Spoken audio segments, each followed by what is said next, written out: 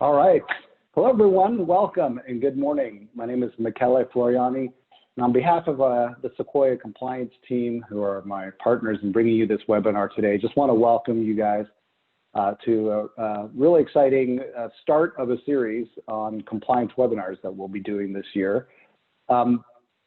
Just before we get into the content, in which we have so much awesome stuff to go through today, I just want to remind everyone that, the presenters we have, our compliance team, Ben Ebank from Fisher Phillips, they're here to have a general conversation that's informative, that talks about implications and considerations. It's definitely not specific to any one scenario you may have or any of the legal advice for that. Obviously, connect with your own respective legal and tax counsels as you navigate your decision-making on this topic. But we are here and we are excited to unpack it and give you, kind of a good perspective and take forward some of the learnings that we've seen as we've helped our clients through this topic. So a little housekeeping for today, like usual. Everyone's in participant mode. Like usual, we welcome you to utilize the Q&A, especially today, because today is a very thought leadership, very functional, tangible content, and we're going to be presenting. So if you have questions, go ahead. We'll be monitoring it. Anything we can't answer through the content or in response to a question, we certainly will try to answer afterwards. Another reminder is unique to this is it's available for HRCI credits and SHRM credits. So there's some information we'll send to you on how you can do that in the email that comes out after the webinar, along with the usual slide deck and the recording, of course, so you can reference it then as well. Okay, a little bit about the agenda. So we're really going to just click through a progression of topics that help unpack this, right? From overview and key terms to kind of understanding who's covered, the expenditures, steps for success, looking at if you're self-insured, and really some of the blocking and tackling and COVID considerations. And we'll be using a little bit of a stepwise process that maps to the agenda, of course. And so we'll bring this up as we switch topics so you could kind of follow along, know where we're going to be. Excited to introduce you to our presenters today. Joanna, Emerald, and Lizette are from the Sequoia compliance team. So Joanna Castillo is head of compliance for us, and Emerald Law is a compliance consultant on the Sequoia Consulting Group side, and Lizette's on the Sequoia One side. And our special guest today is Benjamin Ebank from Fisher Phillips. So awesome to have you here today, Benjamin. Thanks for joining us. So let's get into it. Wanted to invite up first Joanna Castillo to set a little context. And also she and her team have naturally been preparing resources for clients. And Joanna, welcome. How are you? Thanks, Michele. Good morning, everyone. Welcome. As Michele said, I'm Joanna Castillo. I've been a lawyer for 11 years, and I work with this super smart group of attorneys you're going to meet on the webinar today. I know I've worked with a few of you in the past, so welcome. And if I haven't met you before, you are in for a real treat. We are going to have a highly informative webinar on one of the most complex issues out there, San Francisco HCSO. So if you don't understand HCSO, don't worry. There are many of us experts out there who also struggle with it. And if you're like, this is a lot of information today, how in the world am I going to ever remember this? Do not worry, we have you covered, and I'm going to do a quick demo of where you can find all of our amazing HCSO resources. Okay. So if you can see my screen here, this is our HRX platform. And on the left-hand side, you're going to see a module called Compliance. That's really where you can click in and find everything compliance related under the sun. But the big thing I want to highlight is this resources tab here. This is where you can go if you're looking for stuff that is specific to HCSO. So I'm going to scroll down and you can see all of our amazing topics that we have, but I'm interested in our San Francisco laws. So I'm going to click there. We have so many San Francisco laws. I'm going to select HCSO. And you will see we have a lot of stuff in here. So if you have questions on HCSO reporting, if you need to access the official forms, if you are self-insured and you want specific resources for you, this is where you go to find that. So click into any of these and you're gonna find some pretty great information. Something else I wanted to highlight is we have a great news feed, which you can see here on the left-hand side. And you can filter that news feed down by compliance as well. You know, maybe you're wondering if there's some HCSO news, maybe you're like, what's happening with COVID? This is where you're going to find that news. You can also filter by events. So of course, we're looking at compliance events and you can see the event we're in right now, but also want you to know that the Office of Labor Standards Enforcement, who enforces HCSO, also puts on webinars annually, and we would post these here as well. So just want you to know where you can find those resources. And then finally, let's say you have some FAQs about HCSO and you just want to search around and see what you can find. You can click into FAQs and you can kind of see some of our trending compliance articles. And what do you know, right here at the top, we have a compliance article on age-banded rates and HCSO. You can also run a quick search. So let's say I want to find everything HCSO that we have for FAQs. You can run a search and see what's there. So that's all I have, but I just wanted you guys to know this is where you can find everything compliance related, especially when it comes to HCSO. Very cool. Joanna, if this law thing doesn't work out, there's probably a spot for you in software sales. That was pretty good. In all seriousness, your team has actually been one of the pioneers at Sequoia at utilizing the platform to take all this great content that you guys generate on a regular basis and get it in the hands of people so easily. So thank you guys for doing that. Obviously, that was for the client experience. We probably have some non-clients if they're trying to figure out what the heck that was. Contact the sales guy or gal. They can walk you through and give you more context. But super cool. Thank you. I think reassuring for a lot of people to know that stuff is there and they can use it during or after the webinar. So let's now provide a little context. We did resources. Let's get into context. Starting with really trying to understand really, you know, as we said, what's all the fuss about? Like, why is this kind of such a, you know, important and complex topic for so many people? I mean, why are we having the webinar, right? What have you seen in talking to our clients that really is at the center of this? Yeah, thanks, Kelly. HCSO is super difficult. And one of the reasons is that the law is extremely nuanced. There's really no one-size-fits-all solution for employers. The regulations also tend to be really difficult to carry out from an administrative standpoint. So we're really hoping we can provide you with some tips and tricks today on that front. It's also super timely because many of our clients are working on plan strategy, plan design for upcoming renewals right now. So we want to make sure we get all of this information in their hands. Got it. So let's do something. Let's turn the table here and ask our audience today, just to get a feeling of where everyone is on this topic. And there's a little poll that should pop up. Camille, if you'd be so kind to open the polls.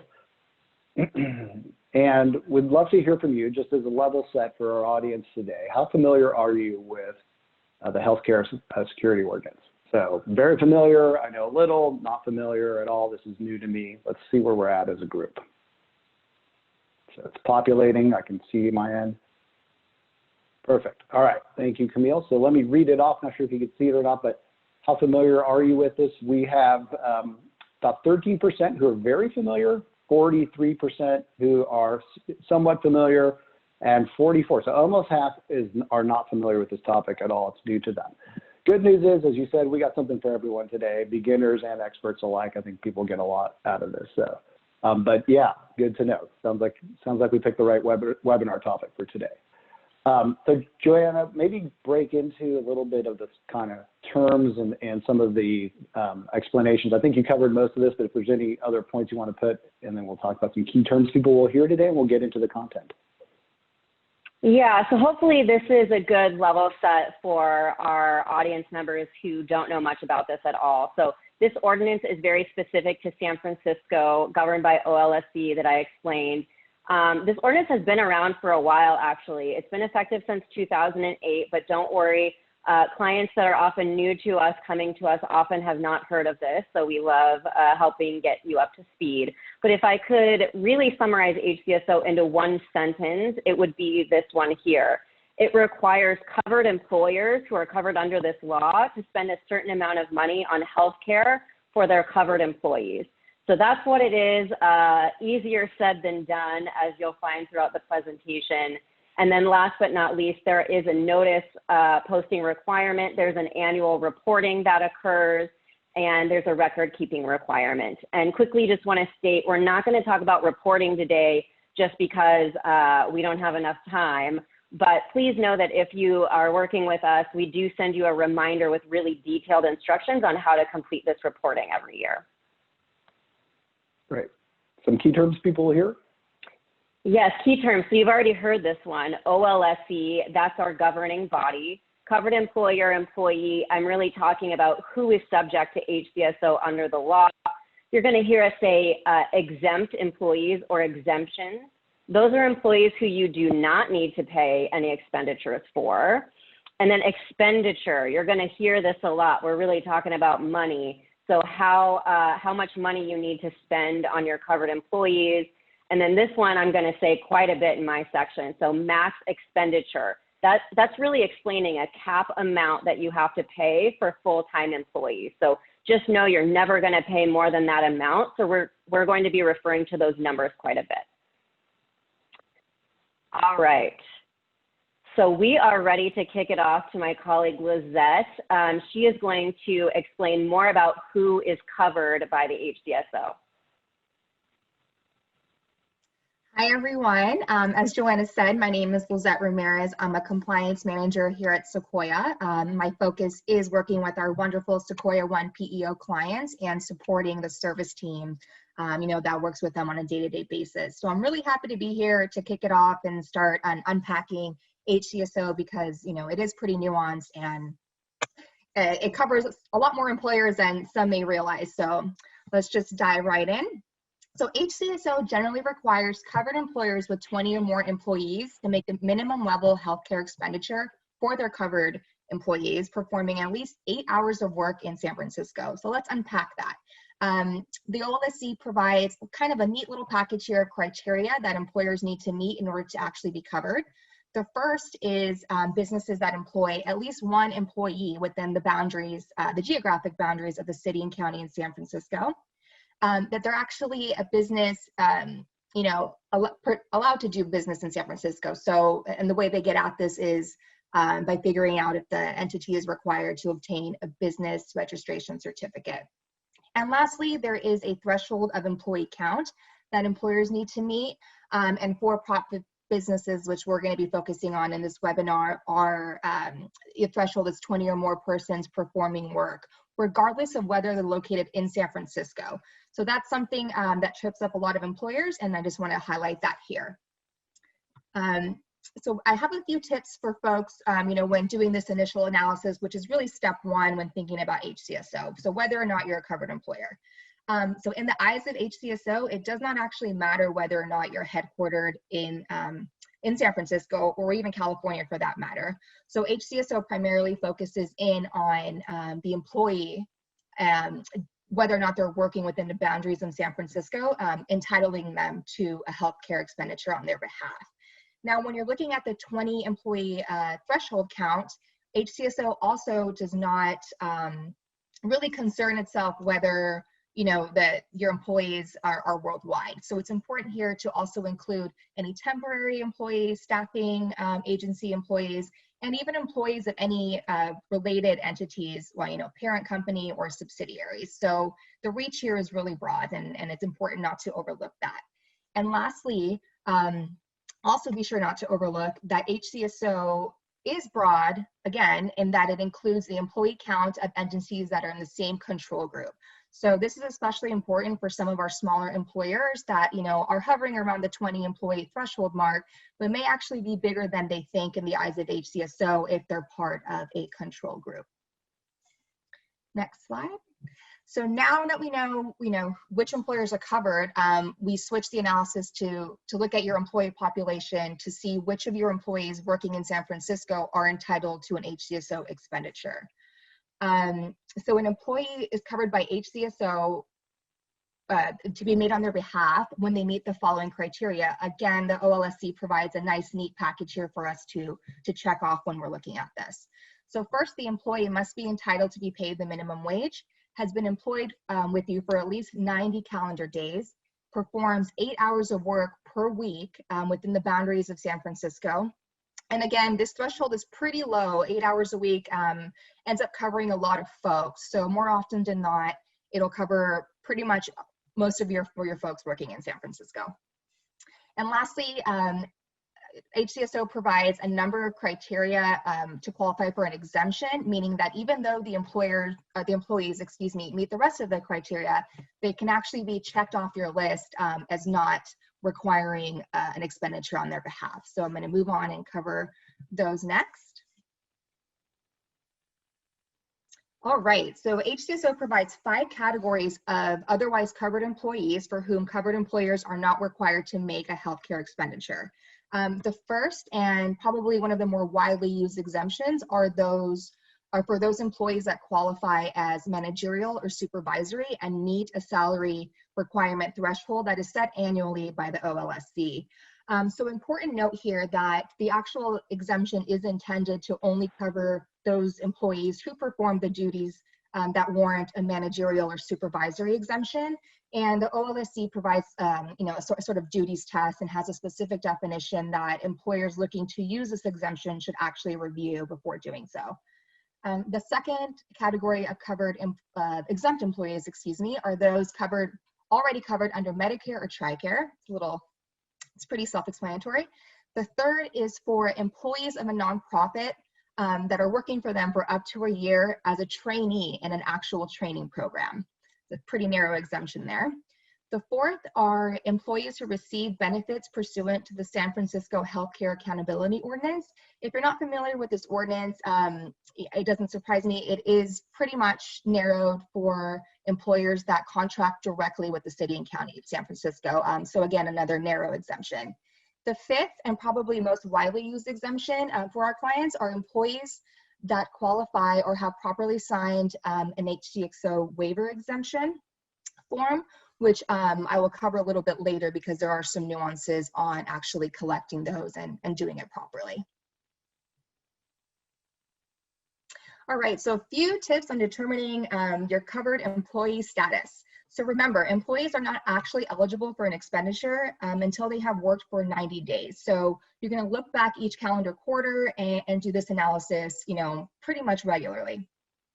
And also, just to note, this comes up a lot, but if you do not provide healthcare benefits for a certain group of covered employees, such as those that are part-time, which is typical, some employers don't extend healthcare coverage benefits to their part-timers, you may nonetheless still be covered under HCSO, and those employees still may be entitled an expenditure. So don't get tripped up here. And a good way to get ahead of this is to provide, the opportunity to waive HCSO expenditures during open enrollment, at renewal, when folks are onboarding, because you're able to get this group who may fall through the cracks, they'll be taken care of at that point. Next slide here. All right, so waivers. This trips up employers more often than not, but what's important here is that the default rule to remember is that employees, even if employees opt out of the insurance that you're offering, they are still nonetheless entitled to expenditure made on their behalf if they otherwise meet the criteria that I laid out for covered employee status. However, if an employee is receiving healthcare benefits through another employer, they are permitted to sign an employee voluntary waiver form that is sanctioned by OLSE, allowing employers to forego having to make an expenditure. So this waiver essentially just verifies that the employee is receiving healthcare by another employer. Oftentimes, it'll be the case if they have a second job, if they're covered under their spouse's plan, domestic partner's plan.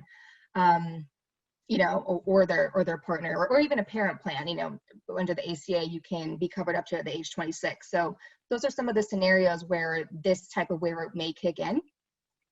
And if you perfect this waiver for them, you actually don't have to make an expenditure. So a few notes here.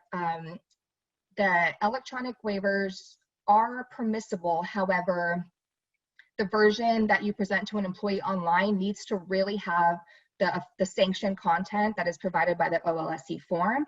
And lucky for our clients, we do have all of these official forms on HRX in our resources tab, which Joanna pointed to earlier. So if you're ever confused or want to make sure you're using the very correct and most updated form for your group of employees, be sure to double check on our system, because we do a good job at keeping those updated.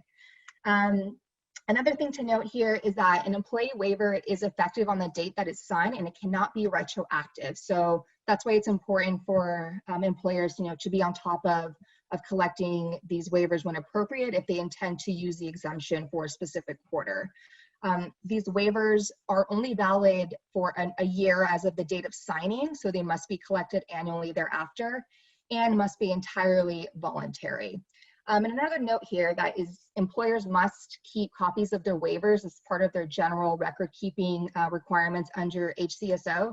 And this is especially important because you need to be able to produce these in the event you know, you undergo an OLSC audit. All right. So I want to give a shout out to here before I go into the slide to our Sequoia One clients that may be on the phone. You know, our Sequoia One team, I think, does an amazing job providing you folks the tools and information on a quarterly basis that helps you with HCSO. And we can do that because we have access to employee location, hours worked, and employee population. So if you ever have a question, you know, about what's going on with HCSO, be sure to reach out for your service team. They are great on the PEO side and can really help you make sure you're perfecting these waivers in a way that makes sense. All right, so now I just want to provide a brief recap and reorient us to where we are in this process here with HCSO. Because really this is the first step in thinking through HCSO generally. So as a new employer into the city, if you have an employee working in San Francisco, here are the 4 initial steps you should be taking. First, determine whether you're a covered employer as defined by the criteria that I provided earlier on the slides. You know, make sure you figure out whether or not you meet the threshold. Don't forget to take into consideration employees working worldwide, employees that may be part of a parent subsidiary or a control group. So once you determine that you're subject to the law, you're going to want to figure out whether any covered employees meet the criteria set out by HCSO in order to get, you know, to figure out what number of employees you may need to be thinking about expenditures for. In that group, you're going to want to go through the 5 exemptions that I enumerated and figure out which ones you can remove from that list of folks that are entitled to expenditures. And number 4, if any of those folks that are entitled to expenditures actually do have coverage through another employer, you may want to consider utilizing waivers so you won't have to worry about them in the future.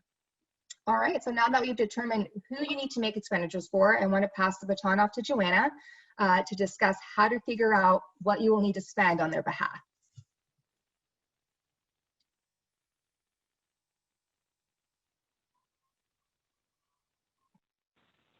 All right, everybody. Sorry, I had to unmute myself there. So we know who's covered now. So what do we actually have to do? That's the big question. What are these required expenditures that we have to make? So let's move forward.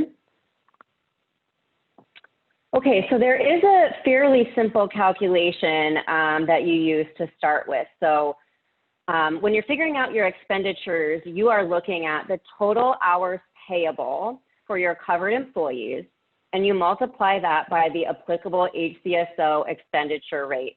Now, you might be looking at this and thinking, what are you talking about? This looks like math, and I'm already confused.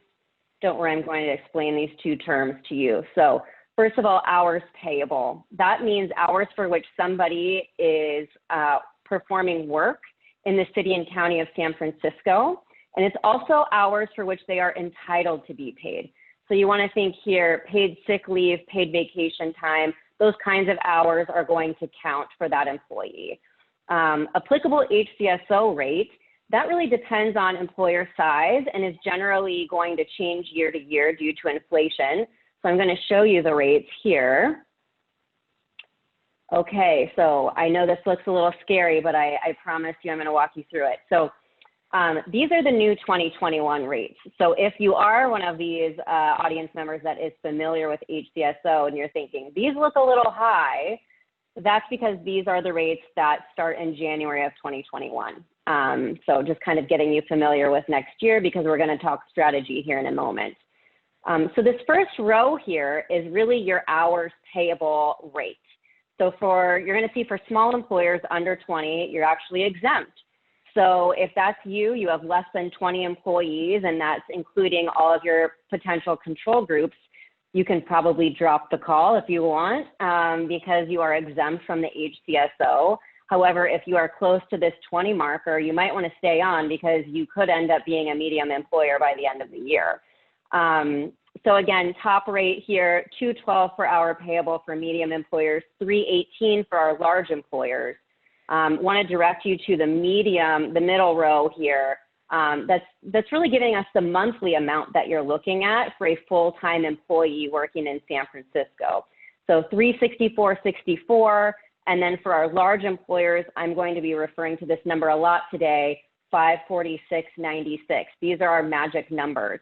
This is really the max expenditure. And how I got there was because OLSE has given us an amount of hours that is the maximum amount of hours for a full-time employee. And that magic number is 172. So we took $2.12 times 172, did the same thing for large employers, and that's how we got this monthly rate here that you see in the middle. Finally, on the bottom row, you're going to see the quarterly amount. The reason that we put this amount here is because many employers who are doing HCSO are doing it on a quarterly basis. So basically, you're doing expenditure calculations at that time. You might owe into the city option at that time if you have additional expenditures you need to make. So these are your magic numbers for the quarterly number. I'm going to give a very quick example here about hours payable. So let's say your part-time employee works 20 hours per week, and they work for you and you're a large employer. So that's going to be 80 hours per month. So what we do is we take 80 hours times $3.18, which is the per hour payable rate for 2021, and we get $254.40 that is going to be owed for this employee on a monthly basis. If I'm paying in quarterly, I'm going to multiply by 3 and get the total that I need to pay in for any shortfalls. Let's say I'm not providing any coverage to this person, that would be the amount that you would owe. So if you have full-time employees that you're trying to calculate, you're going to use the middle row there. You don't really need to focus on hours. You're going to use these max rates and knowing that those are the amounts that you're going to pay. Okay, so the question of the day, how in the world do we determine our business size, right? Because it's a pretty big jump from a medium employer to a large employer. Unfortunately, OLSE takes a very expansive approach, of course they do, when trying to determine your business size. So they state that you need to count all who perform work for compensation. So we are talking owners that work for compensation. Doesn't matter where they work. If it's inside or outside of SF, we've got to count them. Doesn't matter how they're classified. We're essentially counting everyone. And then going back to the control group that Lizette mentioned, maybe you have a parent company, a brother-sister company. That is essentially a company that also needs to be counted towards your employee count. How do you know if you're part of a control group or you have these other companies that you need to count? That's really something you would talk about with your own legal counsel. They should be very familiar with how your various business entities are set up, and they can give you that information. Okay, so we know we need to spend some money, but how do you have to spend that money, right? That's very important to know. So I'm going to start out with the definition of qualifying expenditure, and that is medical care, services, or goods that qualify as tax deductible, or those having substantially the same purpose.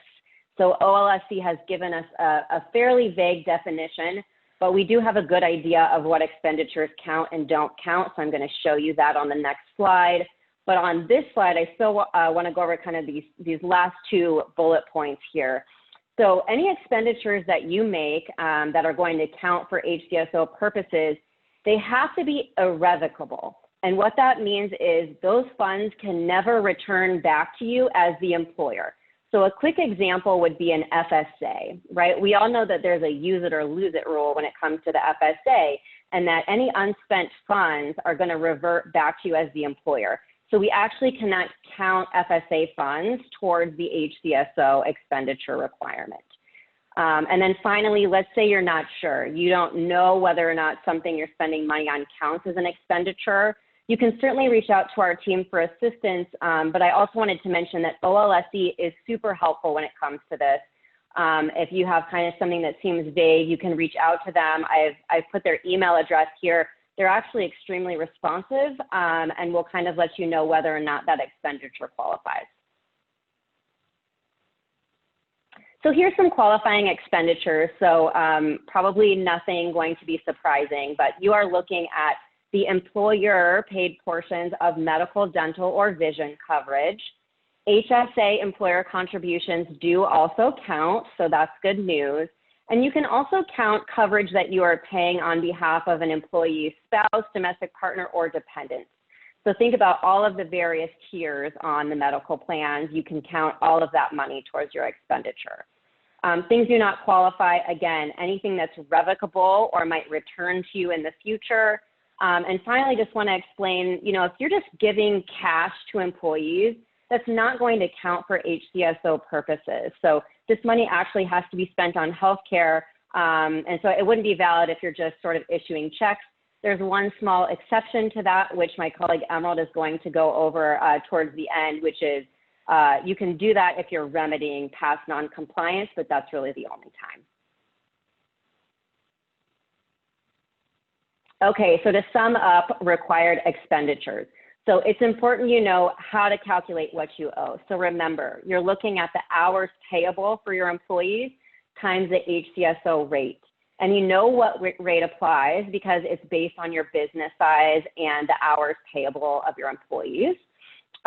There's also a max expenditure cap. So you know you're never going to spend more than those monthly amounts that I showed you on the slide.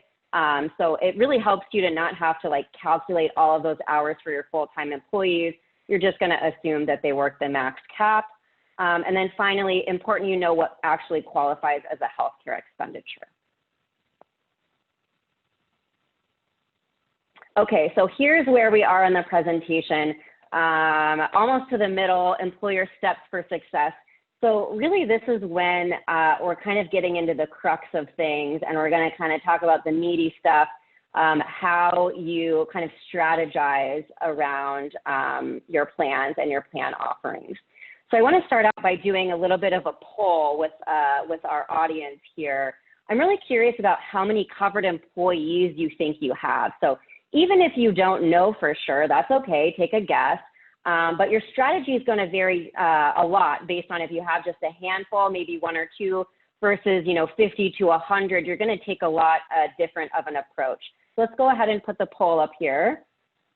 Camille, if you'd be so kind. So it looks like we have a lot of people on the phone that have 100 or more San Francisco employees. So that's great. We're going to give you some good tips and strategies. We also have a pretty significant amount that have less than 10. So I'm gonna kind of speak to that group as well and what's best for when you have just a handful. So let's go ahead and move forward. Thanks, everyone. So now we know who's covered. We know what we need to spend, and we know how we need to spend that money. But how do we actually plan around this? This is really the tricky part of everything. So first of all, who might want a strategy in place? Again, it's those audience members that had, maybe 50 plus, or maybe a significant portion of your population. So maybe you're a small employer, but all of your employees are covered by this law. You might want to also have a strategy in place. When does a strategy actually work? Well, we need to know the HCSO rates, right? So it really depends on when OLSC releases those rates every year and when you are renewing your plan. So If you're in plan renewal and you have the rates, that's when we can really kind of get strategic around this. Again, just want to say for that group that has only a handful, you know, it probably doesn't make sense to create an entire plan strategy around HCSO. You may be better off and you might save money if you're just kind of making up any shortfalls for those few folks. So I'm going to kind of talk about both things here, but depending on your answer, there's a lot of different things that you can do. Okay, so bear with me here because this is where things can get a little tricky, but we've got one really interesting option here called the 100% employer paid plan option. This is really something I think that could be helpful for our employers that have a lot of these covered employees. But basically what you can do is offer a fully employer paid plan, and that can be any combination of a medical, dental, or vision plan that meets the expenditure maximum. So here's an example of how that might look. Let's say you're a large employer and you offer a PPO plan and a dental and vision plan. So you're going to look at your employer costs, and in this example, the medical plan costs the employer $490, dental $40, and vision $20. So we've got a $550 total employer spend for 2021. We know that's above the max cap, and we can see here the employee cost on all of these plans is actually free. So this would kind of meet this 100% paid plan option. And what this does for you is it avoids you having to collect any waivers, which is really nice administratively. And you also don't need to do any quarterly activity. So it doesn't matter if you offer 5 other plans that are not rich at all and are expensive for employees. You've really met your obligation by just doing this.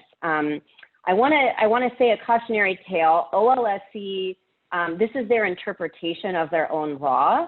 So if you are reading the regulations, you are not going to find this option specifically stated anywhere.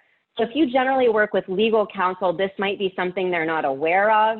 It's something I've confirmed with OLSC on multiple occasions. You're also welcome to confirm it with them as well. But it's a really great option for employers that have a lot of these employees and find administration very difficult. Something I want to point out is only premiums count towards this option. You cannot use HSA contributions. So again, you're just looking at really your medical, dental, and vision plan offerings. Something else I want to explain is that this option really only works for fully insured or level funded plans. And that's because self-insured employers really don't pay premiums, they pay claims. So don't worry, self-insured employers, I am going to give you a little love later and talk to you about what you can do, but this option is really specific to any fully insured plans that you're offering. And then finally, a word of caution, this plan offering does not cover anyone who is not being offered your plan. So if you have a part-time population that does not get medical, dental, or vision covered offered by you, you still need to collect waiver forms from them, and you still might owe expenditures from them if they are covered under the law. So again, why might you do this? It's going to make administration easier. It is a little bit expensive, which is the con here, but this is a great option for a lot of our clients. So wanted to make sure we went over that. Okay, second option. You do not have to go with option number 1. This is another option. You can really just look at your plan contribution setup when you're at renewal. So here's an example of how you could set up your plans. You could ensure that premiums paid for your San Francisco employee plans meet the max expenditure. And really what you're going to do is look at the employee only tier, because when you're in renewal, you have no idea how people are going to enroll, right? You just don't know. Maybe they're going to enroll a dependent, but maybe not. And you know you need to spend a certain amount on them, so you're really going to focus on the employee-only tier. Here's an example set of plans that would qualify. So anyone enrolling into Plan A here that costs the employer $547 a month is going to be covered under HCSO. You're not going to need to pay any more money out for those folks. Plan B, same thing, we're spending enough. Plan C is interesting. We can actually use HSA contributions toward this option. So you can see the premium is $500, but the HSA contribution is $100. So now we're at $600 the employer is spending on this plan. Anyone enrolling is going to be covered. So this is a pretty expensive way of looking at things, but it does work. what it does for you is it avoids you having to do any sort of quarterly plan checks for any plans that are meeting the max expenditure. You know already that anyone enrolling into these is going to be fine and is not going to have any issues. The big thing here is you still need to collect waiver forms from anyone opting out of your plans entirely. And that is because, you know, you still are going to owe for them. You're not doing the 100% paid plan option that sort of gets you around everything. So this is kind of a middle option. You might do this for some plans, but you might have some plans falling below the expenditure. So I'm going to talk about those next. Okay, here we have option 3, which is still a great option. It's just basically a wait and see approach. So this is the option I would really expect for any employers that have maybe just a handful of people they're focusing on.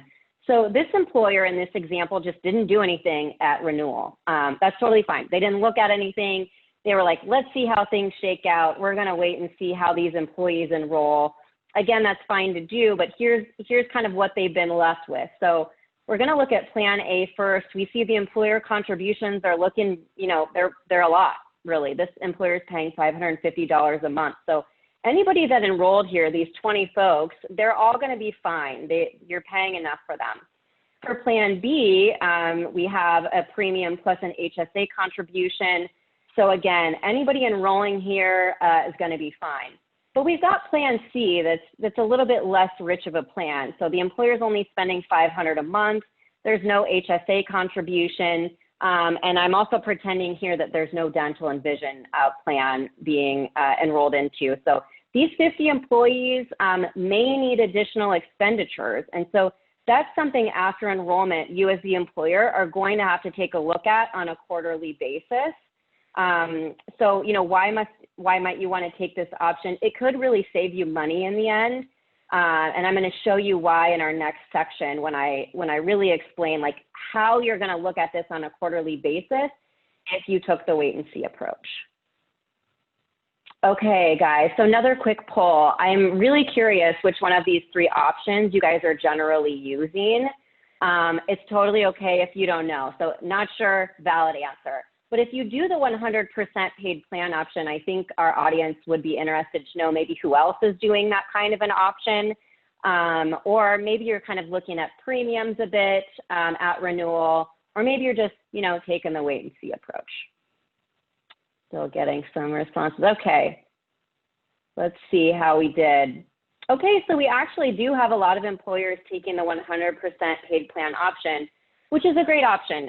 It really helps save on administration, and then really you're just doing your annual reporting, which is great. A lot of people are kind of looking at renewal, and a lot of people aren't sure, but that's fine. That's why you're here today. So maybe you are able to put a plan strategy in place in the future. Okay. So on to my next section here.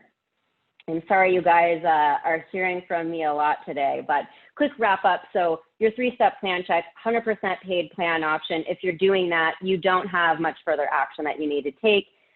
Look at things before renewal time, kind of see how your premiums are shaping up. For any plans that are falling above, you're good there. For any plans falling below, you're going to take the wait and see approach. And here's some information on a calculation that you can do. So we're going to kind of jump into that here. Okay, so here's the wait and see approach. It's called the uniform coverage rule. When to use this method? So like I said, wait and see, we really can't do this method until after enrollment has already occurred. So you're going to use it for any plans that are falling below that max expenditure. So if you're only, you know, if you're a large employer and you have premiums that are like $500, $400 and some dollars, you're going to need to do this. And you're going to perform this on a quarterly basis. And the reason you do that is because you're going to have plan enrollment changes during the year. You know, people are going to terminate, they're going to switch plans, and you have to know the number of enrolled employees you have to do it accurately.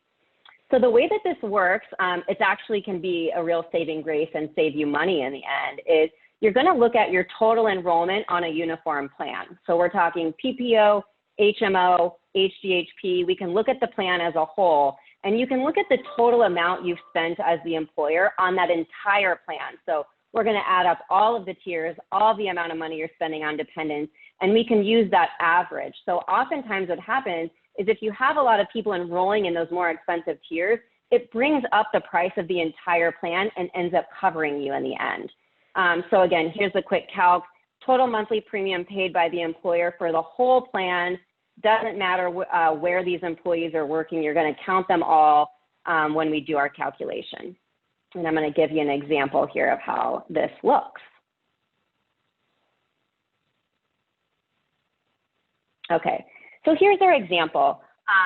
So let's say you've got, a good amount of people enrolling in these more expensive tiers, right? Maybe your top tier, you looked at it and it's $350.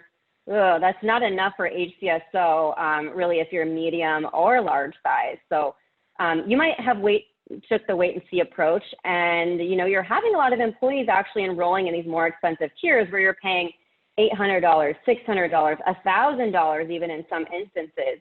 So what you can do is you're going to take that employer monthly contribution and multiply by the total number of employees enrolled on that tier. So as you can see, our top row, 350 times 15, that's giving us $5,250 you're spending on that tier alone. You're going to do that all the way down for each tier and then add the total. So here we've got a total of $26,500 being spent on this plan alone.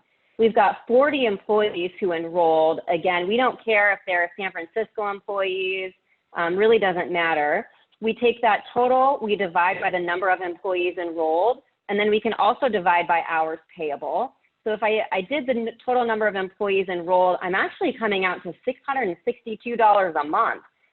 That's more than I needed to spend. Even if we took it down to hours payable, that's $3.85. Again, more than a large employer really needed to spend. So what seemingly looks like a plan that was going to potentially fall below actually ends up being a great plan for HCSO purposes, and everyone enrolled in this PPO is now covered. Doesn't matter what tier they enrolled on. So this can be a really awesome option if you have waited and you have some plans falling below the maximum. Okay, so what you need to know about uniform coverage. Works for the wait and see approach. You're really looking at the average. You're going to do it for all of your plans that are falling below the maximum, and you're going to perform it on a quarterly basis to account for enrollment changes. Okay, last but not least, we are in the middle of our presentation, guys. We've made it a long way, but I promised to give self-insured clients some love, so here we go. Self-insured employers, have a tougher time strategizing. You can't really strategize around your medical administrative services only plans because you're really paying claims as you go. There's no premiums that you can look at.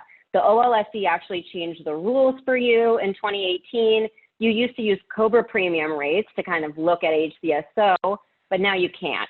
So we're now looking at claims paid over the entire year. And that's something that we can help you with a little bit at Sequoia, so I'm going to talk about that today. But the way you're going to calculate, again, annual, not quarterly. The calculation that you do looks a lot like the calculation I just showed, so hopefully it looks familiar when I show it to you. Some words of caution if you're self-insured. Okay, first of all, I see a lot of self-insured employers passing, so that's good news. Generally, you're paying enough in claims that you're meeting HCSO, I would say generally. The plans I see have trouble here are HDHP plans that are being self-insured. The reason being is because HDHP plans, high deductible health plans, by their very definition really are for folks that aren't utilizing the plan very much. That's why they're enrolling there. And so what I see is low plan utilization, not a lot of claims being paid out for those plans. So sometimes those are actually falling below the maximum expenditure for HDSO purposes. So just a word of warning if you have self-insured HDHP plans. Another cautionary tale, you really should be collecting waivers if you are a self-insured plan. The only time you can get around that is if you are doing that 100% paid plan option and also offering a fully insured option to all of your covered SF employees. So if you're doing that, great. You don't even really need to look at your self-insured plan much, but I don't see that happening too often. So please collect waiver forms. They're not retroactive, as we learned earlier. And then finally, if an employer has both self-insured and fully insured plans, just know that you might be looking at your HCSO calculations on both a quarterly and annual basis. So an example would be maybe you're offering a Kaiser fully insured. You're going to look at that one quarterly if it appears to be falling below, and then you might look at your self-insured plan on an annual basis. Okay, a little bit on qualifying expenditures. So everything I said earlier was true about qualifying expenditures. So, you know, that was all good information for you, but also you might have some additional expenditures that you can include. So for self-insured employers, it includes administrative fees, stop loss insurance, amounts you're paying to your TPA that are not returned back to you. You might just have more to work with here. And I've left a reminder about what the qualifying definition, qualifying expenditure definition is. Again, it's very vague. That might work to your advantage. Unfortunately, there's no all-inclusive list that's going to list out all of the various self-insured fees. So again, if there's a vague area, we can help you reach out to OLSC to get clarification. And finally, you have to remove any refunds that you are receiving for your plan. So please keep that in mind when doing these calcs. Last but not least, here's an example of how a self-insured employer would do a calculation. You're looking at, again, total irrevocable amount spent for your self-insured plan over the course of the entire year. And you're going to divide that by the total hours payable for all of the employees enrolled in that plan. So we've got, again, some numbers. Don't be scared. These numbers are coming directly from OLSC. So we know the max is 172 hours per month. So we're multiplying that by 12 months to get this 2,064 hours. So that's really the max number you're going to use for your full-time folks. So in this example, we have 100 full-time employees enrolled. We know that we use 2,064 hours for those 100 employees. That's where I'm getting the 206,400 hours. This particular employer spent $700,000 on this plan. So we take $700,000, divide by the hours payable, and here we're getting a $3.39 average per full-time employee, which we know is above the maximum. So that's great news for this employer. They did the calculation at the end of the year. Everything worked out well. If they were falling below, basically what would happen is they would owe a one-time expenditure to the city option that would get paid at the end of the following February. So the February following the end of the plan year. So to sum up this self-insured section, I just want to quickly state how we help you at Sequoia. So we do provide you with a pass-fail workbook, and we use all of your claims data that we compile for the entire year. And we kind of just give you a quick plan check. So it's not really all inclusive. We're not looking at all of those hours payable, but we are kind of looking at this on a full-time employee, you know, pass or fail basis. So if you get a workbook that appears to pass from us, you're really kind of good to go there. You're lucky, and you don't have a lot to do other than reviewing the workbook we sent you. If your plans appear to fail, don't worry. It doesn't mean you're actually failing. It means you just have a little bit more administrative work you might need to look at. Maybe you've got a part-time population, so you need to configure those hours. So again, it gives you a little bit of time to potentially brainstorm maybe around some additional expenditures you can include, things like that, but it's not an ultimate failure, and we can kind of help you work through this. So in sum, for our self-insured clients, waiver collection is recommended. Generally, you're going to calculate annually, and please watch out for your HDHP plans. They might fall short. Okay, so I'm finally going to kick it over to a new speaker. You guys are probably sick of hearing from me. I hope not, but I've been talking a lot.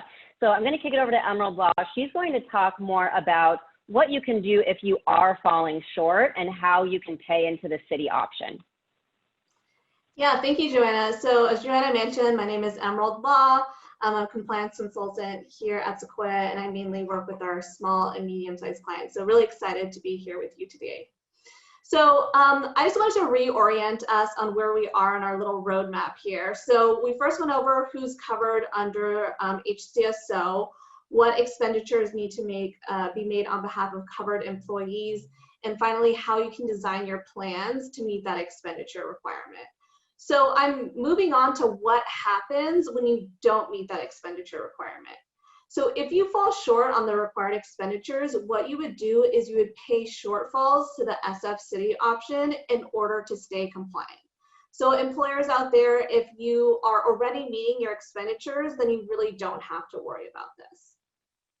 And there are slight differences between fully insured and level funded plans versus self-insured plans, but really the same concept applies here. If you're falling short, you need to make these payments. So where would that happen for fully insured and level funded employers? So this would really happen if you have a covered employee enrolled into a plan where the employer contribution on that plan is not meeting the max expenditure, and they're not meeting the expenditure requirement through the uniform coverage rule that Joanna went over, or through other irrevocable expenditures. Employers also might see this if they have covered employees who are not offered benefits. So the most common here are part-time employees that are working in San Francisco more than 8 hours a week. So they're covered, but they're not eligible for benefits. So the employer is not really spending any money through employer contributions to plan premiums. If you are fully insured or level funded, payments to the city options are due quarterly, 30 days after the end of the quarter. And this is slightly different for self-insured employers, and this is because you're really not going to know whether you met the expenditure requirement until the end of the year. So for self-insured employers, payments are going to be due annually after the end of the plan year by the end of the February following the end of the plan year. And self-insured employers should also watch out if they have a part-time employee population who are not benefits eligible. So here at Sequoia and at Sequoia One, we do send reminders through our monthly newsletter and through HRX. So definitely look out for that if this applies to you.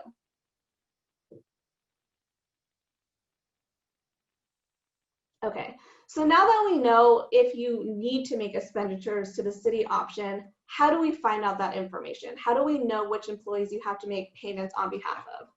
So you can really leverage your HRIS system or your human resource management system and your enrollment system to figure out this information. So first, you're going to really want to compile a list of the employees that you're paying to the city option on behalf of. So what you would do is you would run a list through your HRIS system with all individuals who work for compensation. That includes information on their work location, their hours worked, managerial status, salary, and date of hire. And then from this list, what you would do is you would remove all the employees for whom you do not need to make city option payments on behalf of. So those include employees that already met the expenditure, maybe because they enrolled on plans that had where the employer contribution met the max expenditure requirement. So you know you don't have to make payments on their behalf. You would also remove employees that are not subject to a HCSO, so those that do not work in San Francisco and those that have worked less than 90 days. And finally, remove employees who are exempt. So those are your managers, supervisors who meet the salary threshold and those who have signed a valid HCSO waiver. So now that you removed all employees you don't need to make payments, city option payments on behalf of, you're going to end up with a list of employees whom you do need to make payments for. So once you have this list, you can figure out how much you actually spent on these employees. So you can use your enrollment system to look at how much you spent on these employees' medical, dental, and vision premiums during the quarter, and also any other irrevocable expenditures such as HSA contributions. So these are two really key pieces of information: who you need to make payments on behalf of and how much you've already spent on them.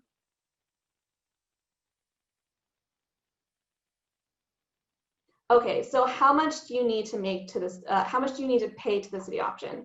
It's really the difference between what you are required to spend on employees and how much you actually spent. So let's just jump into an example here.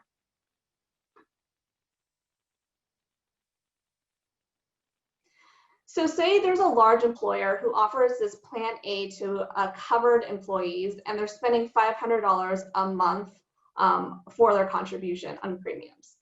So we know for 2021 rates, large employers have to spend $3.18 an hour or $546.96 a month. So you can see here, if the large employer is not making any other expenditures other than plan premiums, they're falling below the $546.96 requirement. So how much would they pay to the city option? Again, the city option payments are the difference between the required expenditure and how much they actually spend. So we look at this for fully insured employers on a quarterly basis. So the required expenditures during the quarter is the total hours payable by the multiplied by the applicable HCSO rate. So for full-time employees, we know that's 516 hours during the quarter. And again, that number is coming from the city on how much you owe for full-time employees.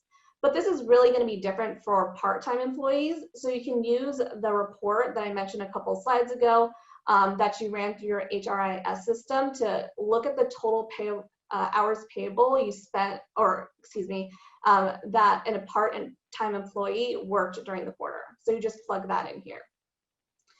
So you multiply the hours by the rate of $3.18 an hour to get $1,640.88 for how much this employer was required to spend on this employee. So now we know how much that was required to spend. We look at how much they actually spent. So we know over the quarter of 3 months, they spent $500 a month for the employer contribution for a total of $1,500. So the difference between the two is $140.88. So at the end of the quarter, in order to stay compliant, this employer would contribute $140.88 to the city option. One thing I did want to point out here is that calculations really should be reviewed quarterly because there may be changes to plan enrollments or hours worked, which means the payment is going to be adjusted from quarter to quarter, may be adjusted. So now we know which covered employees you need to make city option payments on behalf of and how to calculate those payments. How do you submit those payments? So you submit payments through the city option website, and you would create login information through the employer portal on the website. And if you haven't done this already, there are pretty detailed instructions laid out in the employer portal user guide, which is linked here. So once you have that login information, you would submit what's called an employee roster. And the roster is basically what employees you're making payments on behalf of, how much you're making how much you're contributing on behalf of each employee, and then demographic information on each employee. So you can do this one of two ways. You can either upload an Excel sheet with all the information, or you can create a roster directly in the employer portal. Once you submit that employee roster, you would pay online or by mail. And then finally, you would send a confirmation notice to those employees, just letting them know you made a payment on their behalf. And so here's a sample healthcare payment confirmation notice that is linked here and also is found in HRX. And then 1 to 3 weeks after you make the payment, employees will be receiving a letter in the mail from the city option, just basically letting them know how to access those funds. And I know that I went through a lot of stuff here, how to identify whether you need to make payments, how to calculate those payments, and how to submit them. And this is all outlined in our city option payment guide on HRX, and we have some helpful calculations and examples on there, so you don't have to remember this all. So takeaway here, if you owe money because you fell short on expenditures, you can pay that shortfall to the city option. And that's done quarterly for fully insured and level funded employers and annually for self-insured employers. And really leverage your HRIS system and your your enrollment system to gather the relevant data so you don't have to do this manually. And then finally, send a confirmation notice to employees if you do make payments on their behalf. Okay, so I'm going to be moving now to how to remedy past noncompliance. So we've gone over what employers are required to do under the law And you might be thinking to yourself, there are some months where I know that my employer didn't make those expenditures. How do I fix that? So I'm gonna go through over the main remedy. And the main remedy here is a self-audit. So what you would do in a self-audit is you would look back 3 years and you would see how much you fell short for covered employees on their healthcare expenditures. Once you determine those amounts, you would issue a check with the cover letter, and the cover letter basically states that the employer didn't comply. This check is in an effort for the employer to comply with HCSO, and finally, how the employer is planning to comply in the future. If you do make if you do issue these checks, you would just report these payments on HCSO reporting, which is due annually on April 30th. Okay. One thing I wanted to point out here is that self-audits are really meant as a one-time mechanism, a one-time fix. Employers really shouldn't be doing this year over year. And OLSC, which again is the body that enforces HCSO, has said that they will not audit or impose penalties on employers which is why it's really important to do, for employers who do conduct these self-audits, to keep records. And you may be asking, can I make payments instead to the city option so I don't have to issue checks? And OLSC really advises against this because employees aren't able to use city option funds for medical bills in the past. They can only use it prospectively, so it doesn't really help out some employees for the time the employer was non-compliant. And OLSC does recommend, if employers do realize they're not in compliance, to just contact them, and you can definitely do so anonymously if you decide to go that route. So how does OLSC enforce HCSO? How would an employer get in trouble for non-compliance? HCSO is enforced is through employee complaints. So if OLSC receives an employee complaint, they can do one of two things. They can dismiss the complaint, or they can initiate an investigation. If they decide to initiate an investigation, it can include random work sites, interviews with employees or other witnesses, and an audit of employer records. So it can be quite extensive. So that might be a consideration for employers who want to decide whether they want to self-audit or just take the wait and see approach. If the OLSC does determine after an investigation that an employer violated HCSO, they can do a couple things. So they can ask the employer to take corrective action, provide restitution to employees, or assess administrative penalties. So what are these penalties?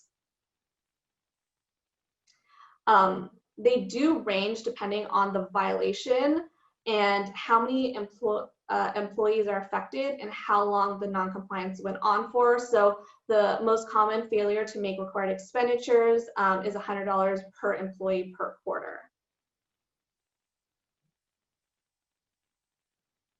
So just to wrap it up here, what do you need to know about past non-compliance? So you have the ability to conduct self-audits to remedy past non-compliance. OLSC mainly enforces HCSO through employee complaints. And finally, penalties do vary depending on the length of the non-compliance and what the violation is and the number of employees impacted. So now I'm going to hand it over to Ben to talk about some COVID-19 and AB5 related issues for HCSO. Thanks, everyone. So this is Ben. I'm an attorney with Fisher Phillips, and I work out of our Sacramento office, and I deal mainly with state and local and federal legislation that impacts employers. So we've obviously seen a lot of questions today. I've been looking at the Q&A. So a lot of questions about COVID-19 and folks working from home, and how does that impact everything under the HCSO. So COVID obviously has, really impacted all of our lives, both professionally and personally, and HCSO is no exception. At the beginning, I just want to note, many of you may have seen an announcement from OLSC earlier in the year that they were canceling the employer reporting requirement, the annual reporting requirement that was due in April for this year. just in light of everything going on, they were trying to ease the burden on employers and canceling the reporting requirement. The important thing I want to mention is all the other HCSO requirements remain in full effect. They only canceled the reporting requirement. So you still have to comply with the underlying law. It was just some relief from the reporting requirement. So obviously now we have a lot of employees that are working from home. So how does that impact this entire analysis? And really this is an issue that can cut both ways. Assuming you're a covered employer covered under this ordinance, now you have employees working from home, that may impact your expenditures. Your expenditures may go up, your expenditures may go down, depending on where those employees are performing work.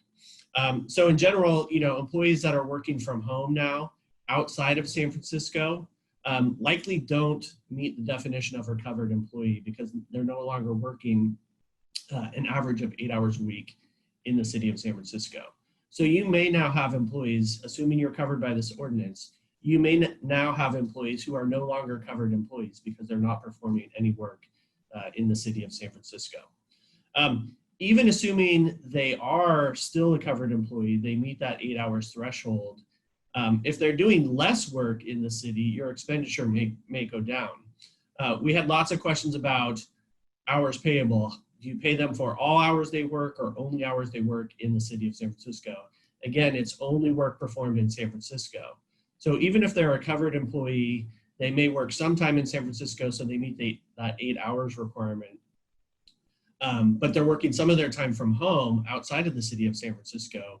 Your expenditure may go down for that employee because you only have to pay them the expenditure for their hours payable, which again is the hours performed in work performed in San Francisco. I think for most folks, this is probably the more common example. You're a San Francisco business, you're a covered employer under the ordinance. Many of your employees likely don't live in the city of San Francisco due to housing costs and other issues. So I think this is the most common impact we may be seeing from the COVID issue. But if you do have employees who are working from home in the city of San Francisco, they're still going to be considered covered employees under the ordinance. And that's true even if their pre-COVID worksite was outside the city of San Francisco. Now, important caveat here I want to say, that assumes you're still a covered employer.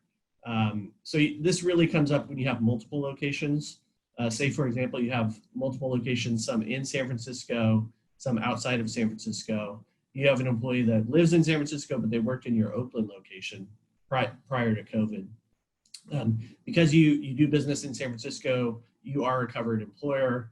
And now you have that employee who previously didn't work in the city at that location, now working from their home. Now they're going to be a covered employee.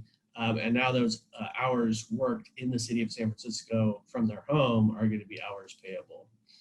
So I know that can get a little complicated. I think the best way to keep that all straight is just work through 3 steps. Number 1, again, am I a covered employer? And as we talked about at the beginning of the presentation, that means you employ one or more person in the city of San Francisco. You're required to register as a business in the city of San Francisco, and you have 20 or more employees worldwide if you're a for-profit business. That's the key initial threshold. Am I a covered employer?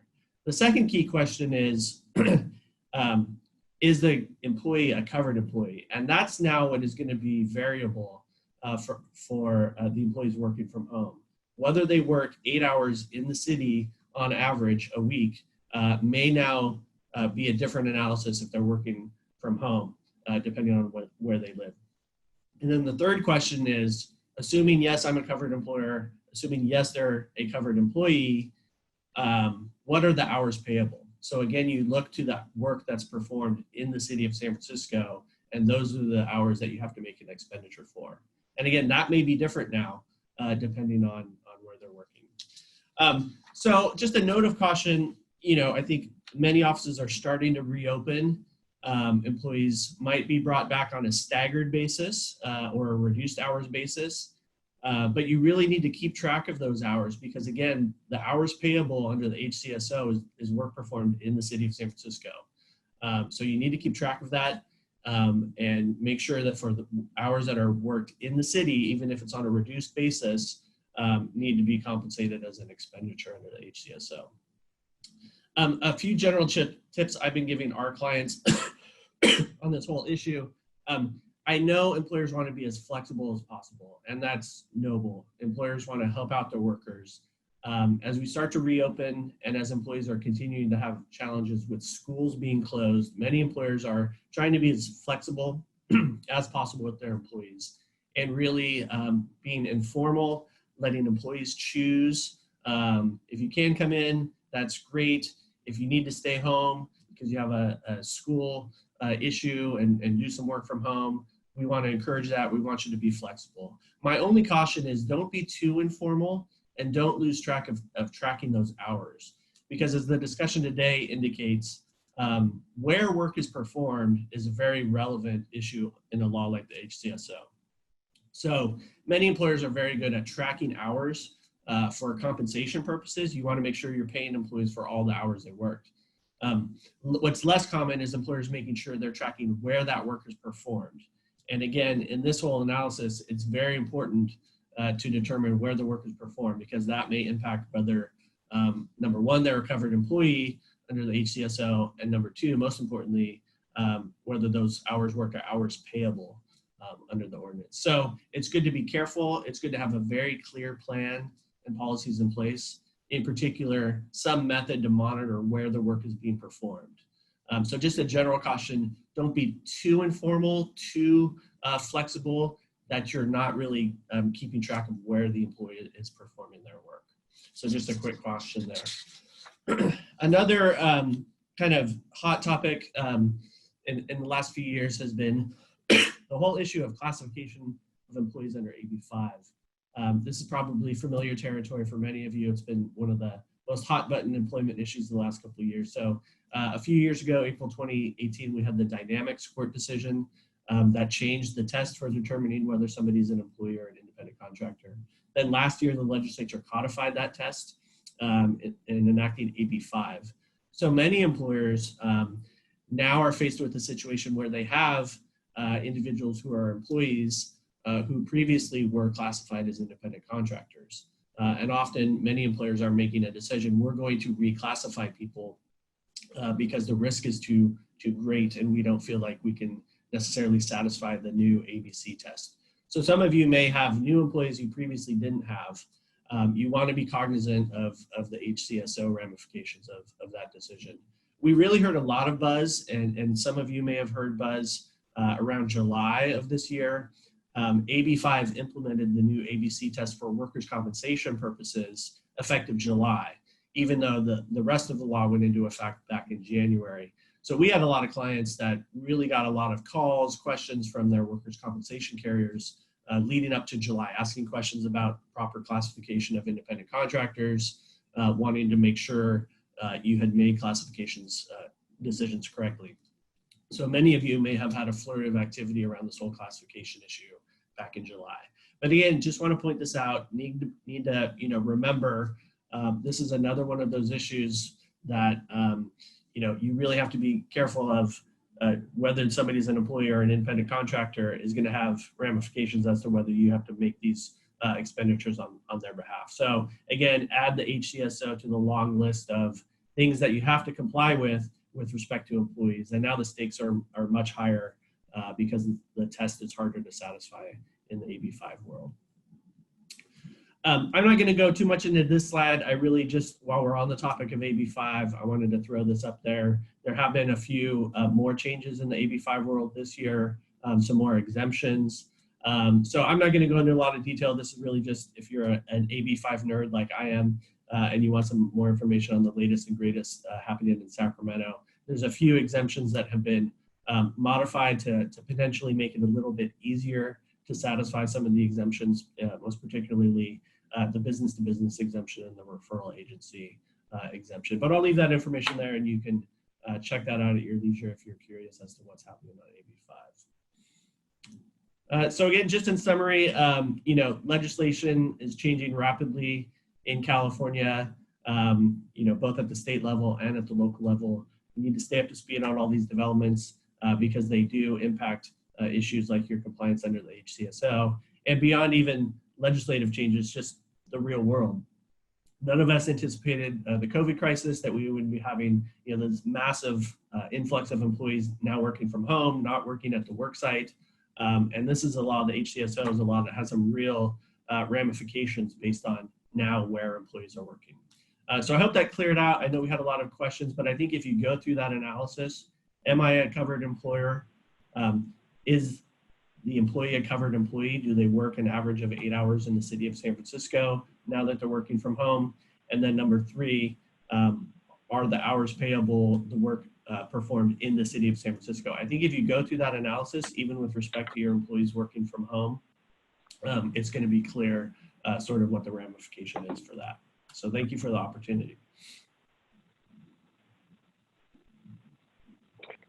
Okay, thank you so much, Ben. That was super helpful. Obviously, we have so many questions about COVID and the changing legislation there, and AB5 really threw us all for a loop, so appreciate you chiming in on that. So we have some Q&A. We're going to have a little bit of time for that, but I just wanted to kind of go over our key takeaways.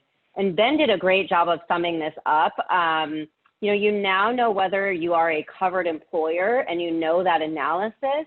You also know how to look at your covered employees, right? Like, you're going to walk through that same analysis, as Ben said, even for the people working from home in San Francisco.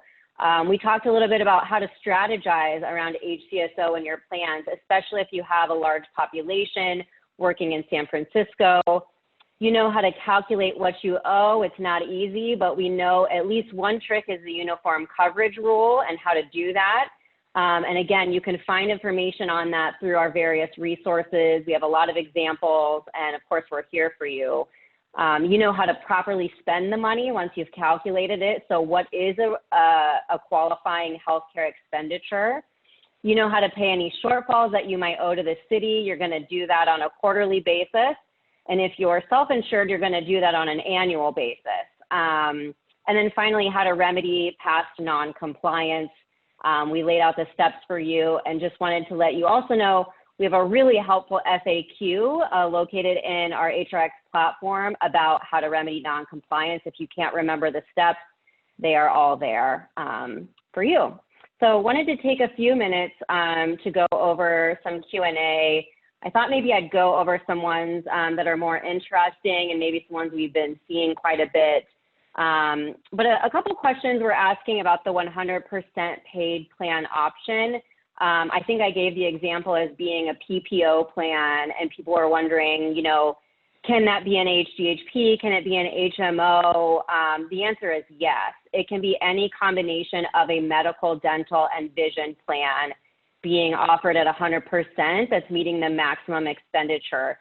So my only caution is if you're doing it with an HDHP plan, you cannot use the HSA expenditures towards the total amount. You can only use premiums, but an HMO plan would absolutely work, yes.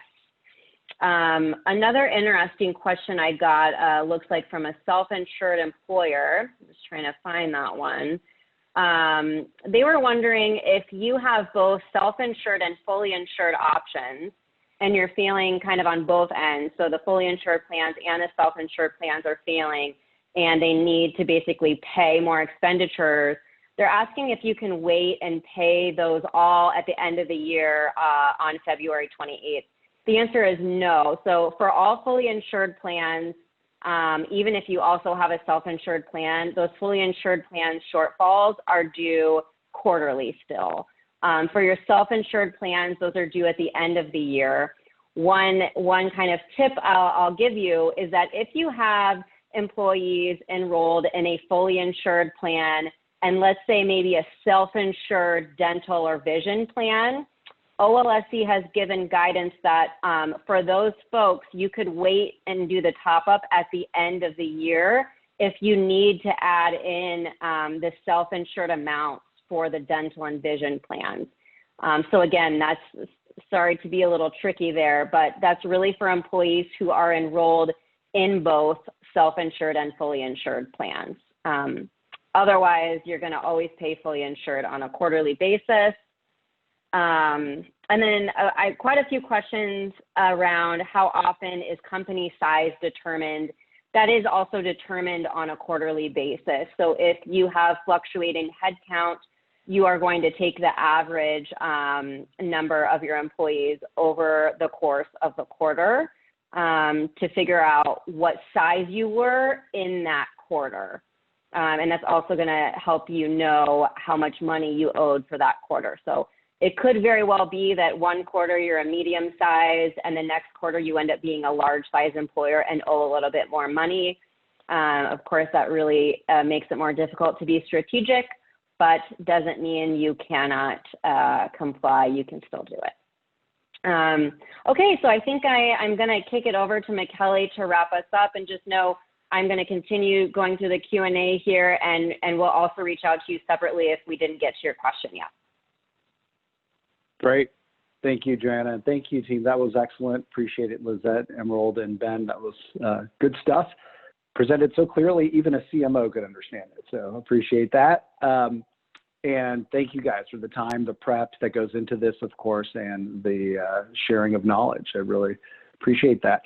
After today, everyone who participated in the webinar will receive the email with, again, the copy of the slide deck, the webinar recording, and some info for the, there's a code I believe you have to put in for the HRCI or SHRM credit information. So look for that. Email will come.